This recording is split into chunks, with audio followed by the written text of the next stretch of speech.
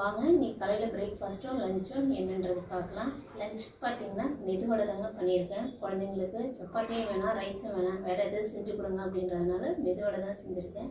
வாங்க பார்க்கலாம்.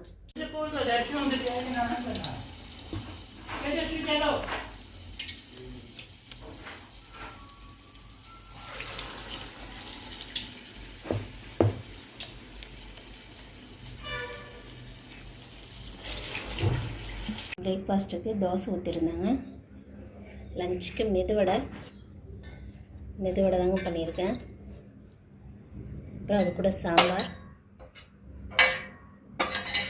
எங்களுக்கு ரைஸ் கொஞ்சம் வச்சுருக்கேங்க. குழந்தைங்களுக்கு வடை போதுன்றதுனால வடை பண்ணிட்டோம்.